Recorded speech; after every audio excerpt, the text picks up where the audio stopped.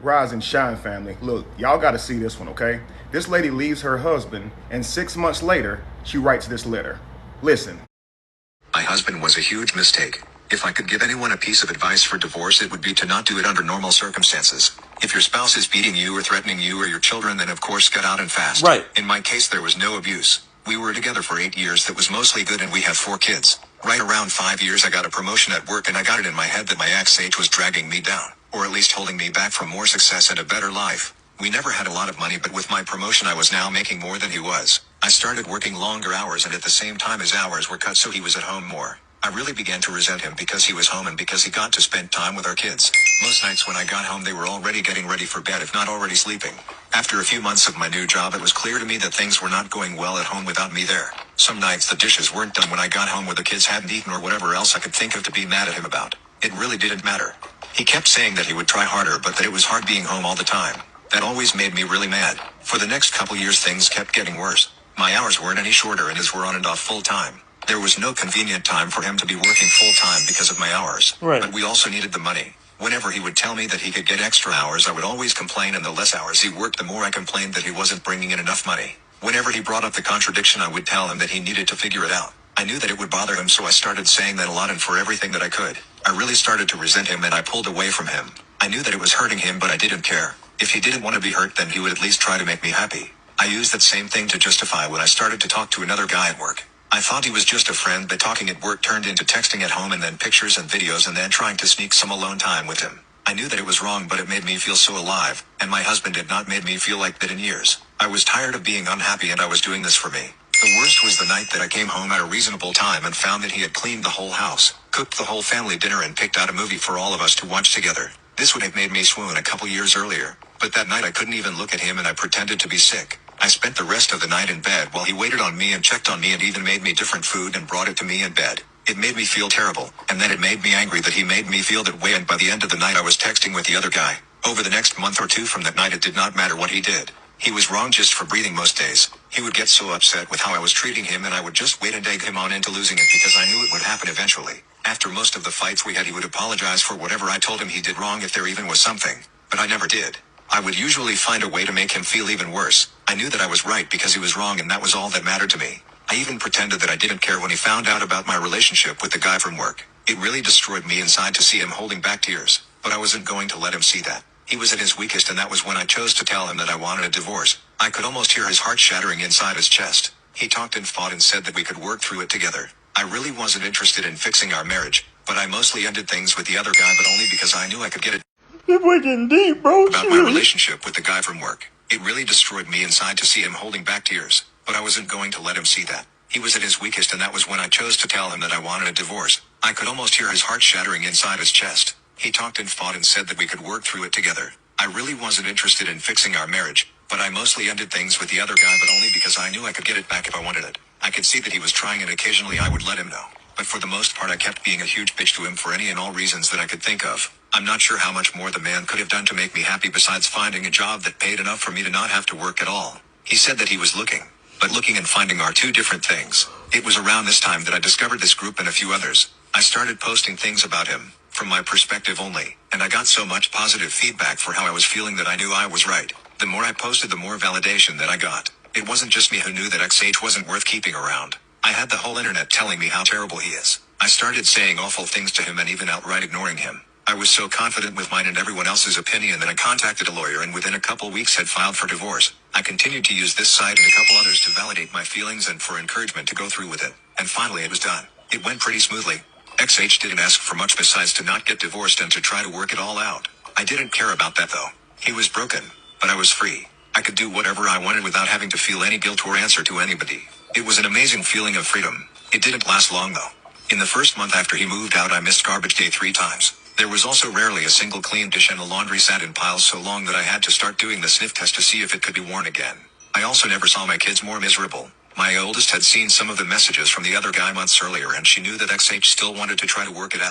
It didn't take her long to stop talking to me at all, except to say that she wanted to go to XH house. The others all told me that they wanted to live with XH too. I did my best to try to make them happy, but I ended up just buying them toys all the time, and the happiness only lasted minutes. I also was having a lot of trouble with work. Being alone, I couldn't work all those extra hours that I was expected to. I finally gave in and started calling XH to watch the kids. He would always come over as soon as he could, and he always asked me if I needed anything.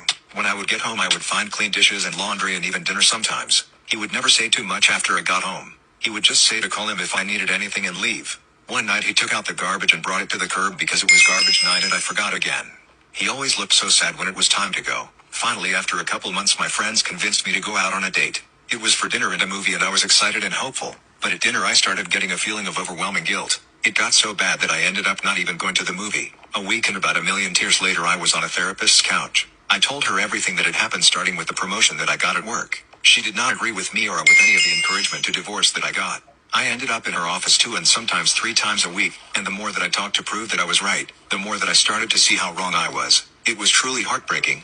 I don't know if I cried as much in my whole life as I did in the first month in her office. After about $2,000 of therapy sessions, I learned that my ex-H had his faults. But I figured. Finally, after a couple months, my friends convinced me to go out on a date. It was for dinner and a movie, and I was excited and hopeful. But at dinner I started getting a feeling of overwhelming guilt. It got so bad that I ended up not even going to the movie. A week and about a million tears later, I was on a therapist's couch. I told her everything that had happened, starting with the promotion that I got at work. She did not agree with me or with any of the encouragement to divorce that I got.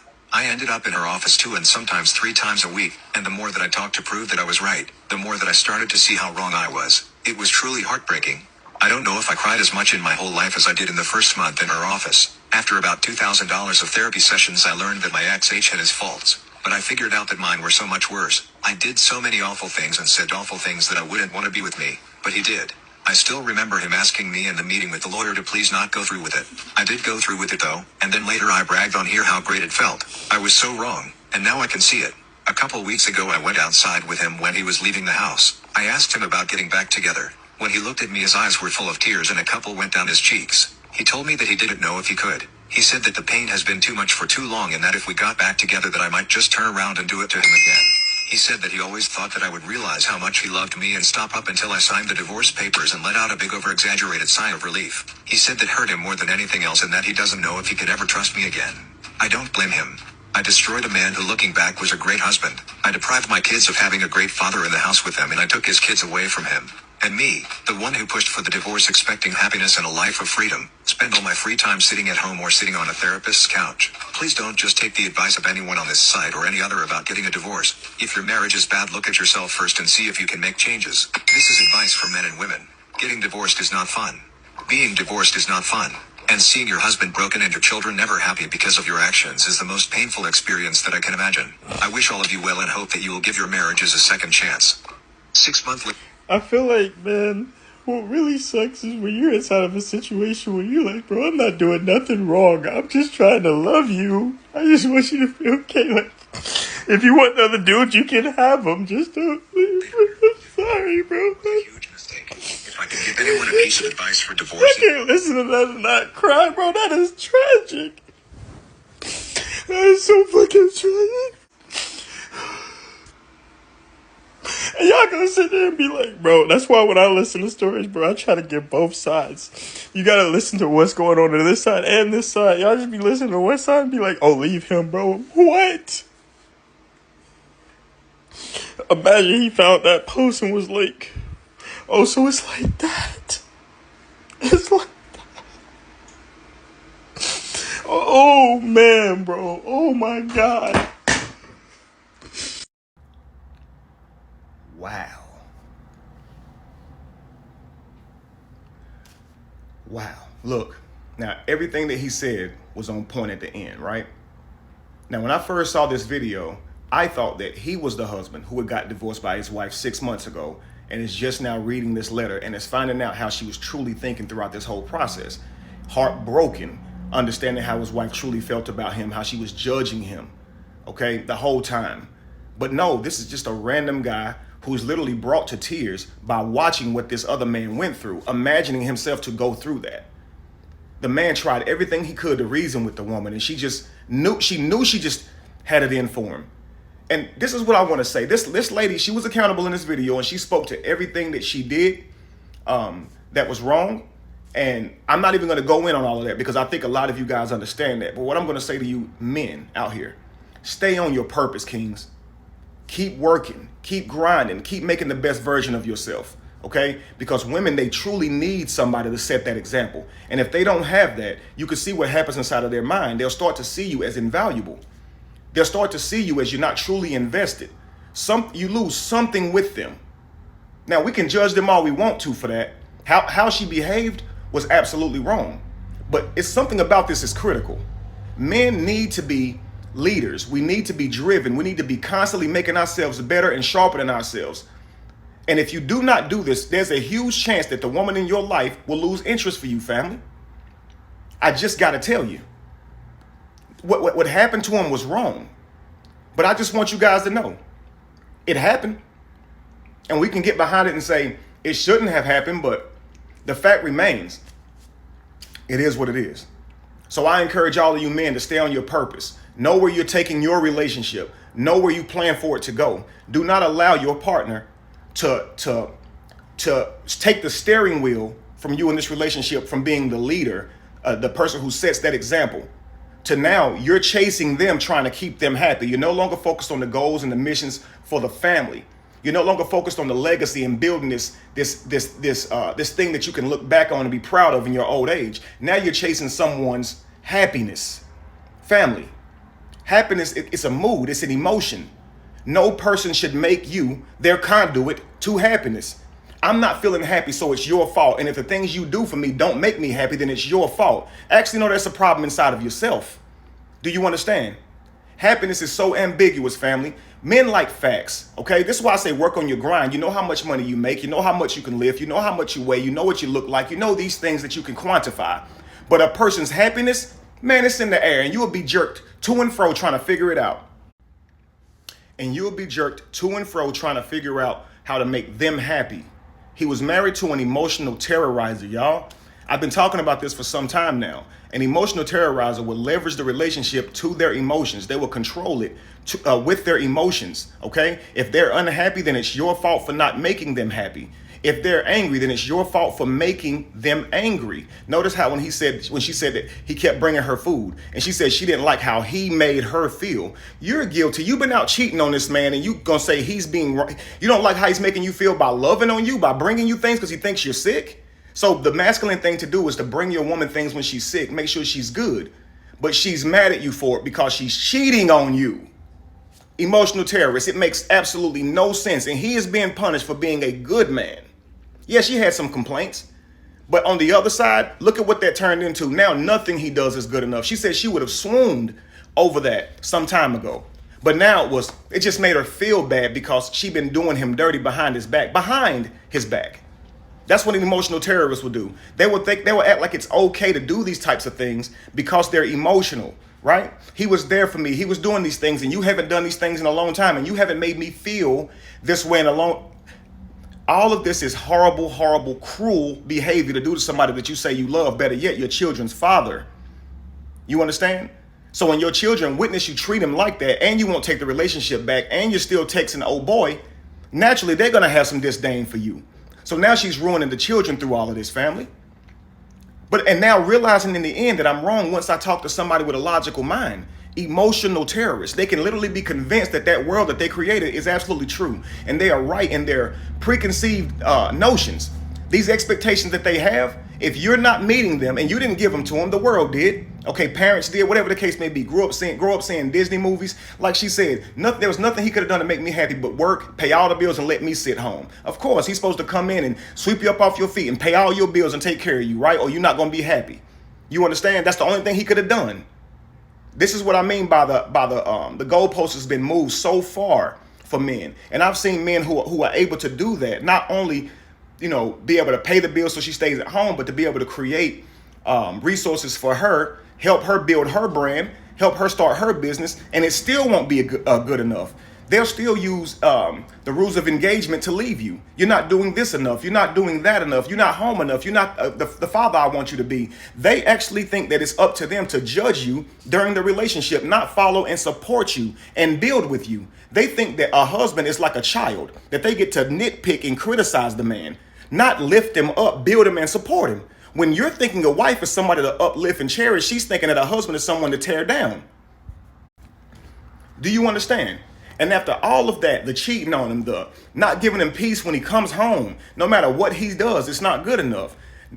She went online, family, and then bashed the man, humiliated the man. What more can you do? You got to think about the man who's going through this. He's trying everything he can to make her happy.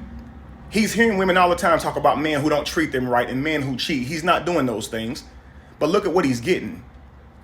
He's asking her, what am I doing wrong? What can I do to make you feel better? That's not working. Now she's got this other man. He's willing to even stay and work on it. He does not know his value. Number one, as a man, you should have been left that situation alone. You do not know your value if you're going to sit here and let someone disrupt your peace, have you chasing their validation, have you chasing their happiness, and now they cheating on you and you talking about, can we still work it out? Man, you don't know your value. And when you do that, it only makes them see you as weaker and lesser. You understand? And they begin to pity you. And they almost like hate you for it. You understand? Why is he so weak? Why is he letting me run over him? Why? Because they literally hate that. Be a man.